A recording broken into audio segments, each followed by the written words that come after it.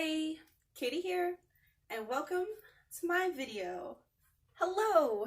I hope that y'all are staying safe with all of this reopening of the country and perhaps the world and all that. And maybe it's too soon, maybe it's not. I don't know. I'm hearing mixed things on the news, you know. I'm not an expert. Only time will tell. Perhaps you'll have noticed that I'm dressed a little bit like Chihiro from Spirited Away. And that's because I cosplayed as her last year at Animazement, which is, I don't know if it's my state's, but it's my capital state's anime convention that they have every year. And unfortunately it's canceled this year, and I'm deeply saddened by it. But I mean, I found this shirt and I was just like, I'm gonna dress up. And so that's what I did. And then I was thinking, and I was like, man, I have a video coming up. I'm dressed kind of cute. I put on makeup, kind of. And then I was just like, I told this guy about a ramen recipe that I used to make all of the time in college. And oh my gosh, it is probably still to this day my favorite ramen recipe. Right? It's creamy, it's got a whole bunch of nutrients in it. I call it the all-American ramen, and maybe it's a little culturally insensitive. I'm not 100% sure. I was younger then, still kind of young. So I think that's all I have for this intro. Let's get to the ingredients. Alright, so here are the ingredients. What we have are 2 packets of ramen. This is just the regular chicken and the creamy chicken. I don't think it matters what flavor ramen you use. I use chicken. Chicken's the one that I use. Fun little tidbit is this recipe was created to kind of mimic creamy chicken, which is my favorite ramen flavor. But we are also going to need a can of mixed vegetable medley, 3 tablespoons of flour, like I said, only 1 flavor packet, 2 cloves of garlic, teaspoon of onion powder, a teaspoon of cayenne pepper. This is really honestly just to taste, and 3 eggs. It doesn't matter if they're white, brown, yellow, green, pink, whatever. As long as they're large, it's alright. We also are going to need some water, just enough to fill the pan up with water to the top of the ramen, a can opener, and a stir stick, and a bowl. A very large bowl, because to be honest, this is at least 4 servings worth of food. Yeah. Okay, so I apologize first off for the angle. I tried so many different ways, but I think this is probably going to be the best. What you're first going to need to do is empty all your ramen into the bowl and fill it with water.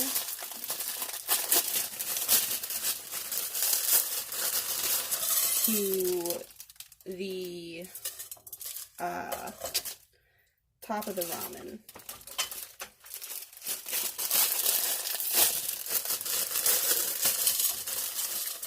We're not going to put the seasoning packet in quite yet,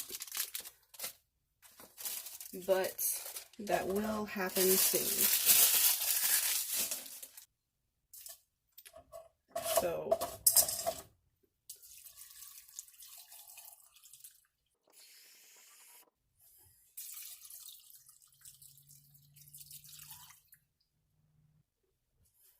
and you put that on, I usually just put it on high to get it to start boiling, and we're just going to leave that, right? And so while this is boiling, you're going to take your flour and combine the cayenne pepper the onion powder,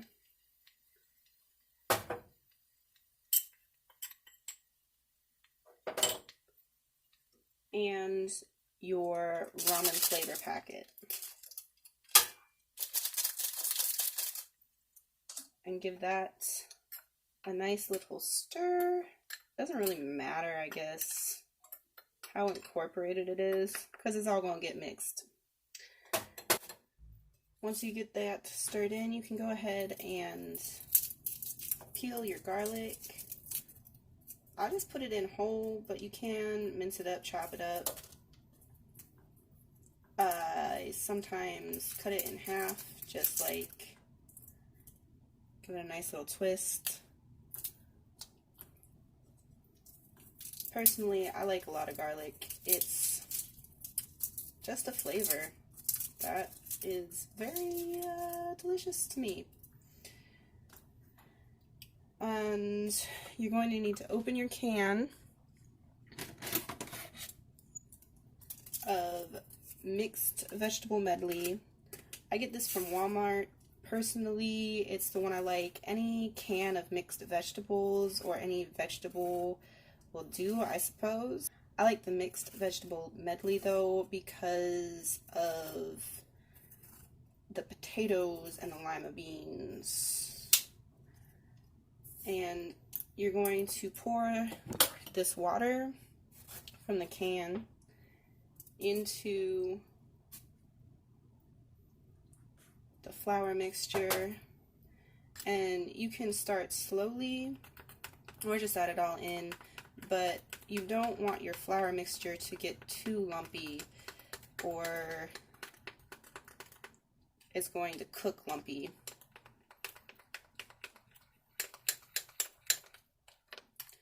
And once you get that mostly incorporated,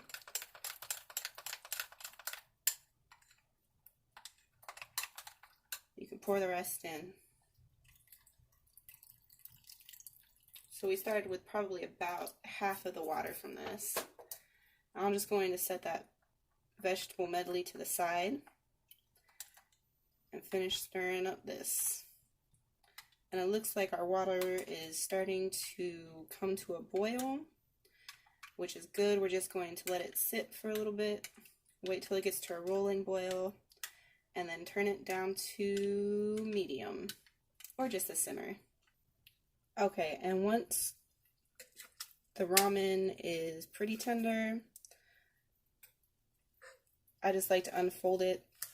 I mean, basically this is just cooking ramen right now. That's all that's going on right now. Give it a nice quick stir. Let it sit and cook. And you're just going to cook this to your preferred preference of tenderness. I like mine pretty tender, almost transparent in color, but not 100%.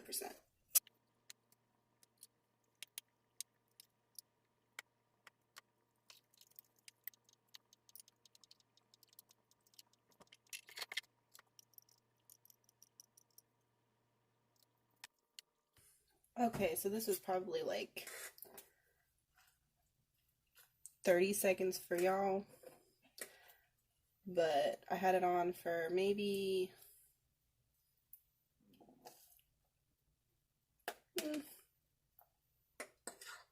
5 minutes. And we're just going to take out all of the noodles and leave the garlic cloves in there to continue cooking. I'm just going to put these noodles into a bowl. And it doesn't matter if you get every single little bit out, but it does help the flour cook better. Ooh, ASMR. It helps if you take all of the large pieces of noodles out. And on top of the noodles, you're just going to pour your vegetables.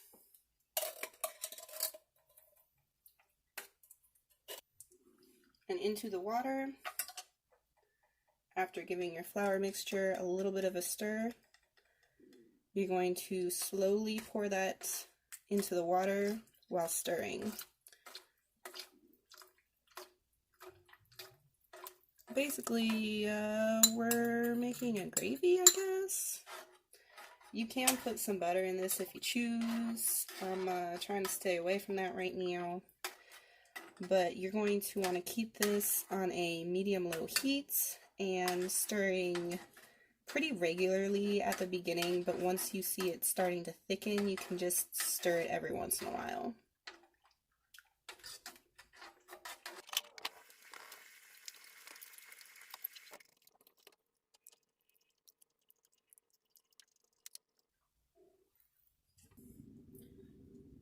Okay, so this has been cooking for probably about, I don't know, 20 minutes. If you want to make it like a thicker gravy, all you have to do is mix your flour with some cold water till it's about the same consistency as it was with the spice flour mixture, and pour that in same way we did at the beginning. And you'll know that the gravy is done when it kind of changes color from opaque to transparent almost. Or you can go ahead and taste it. It won't be grainy if all of the gluten has broken down or blossomed or something. I'm not a food scientist, but I do know flour has gluten. Once you have that ready, you're going to go ahead and crack the eggs in there and stir them one at a time. And afterwards, you're going to want to let it cook for probably another 5 minutes maybe. 2 minutes should be fine to let it get back up to temperature. But every time you add an egg, it's going to lower the temperature just a little bit. And to be on the safe side, just let it cook.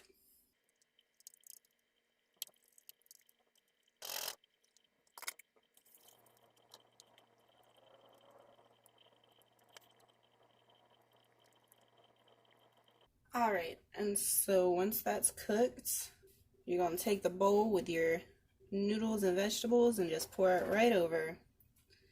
And you can add cheese in this if you wanted to, but I don't feel like it.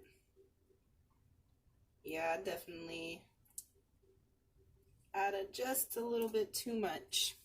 I will use that for the morning, I guess. And yeah. We're just gonna go ahead and give this a nice little stir. I usually just pull everything up from the bottom. And the gravy will help heat the noodles back up and the vegetables to a temperature.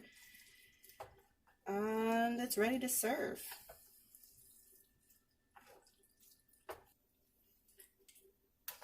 Alright, and now that it's stirred up, it's ready to eat. And quite frankly, I'm pretty hungry. And for $5, this ain't a bad meal right here.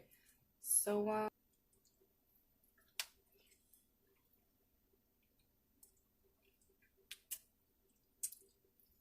tastes like college.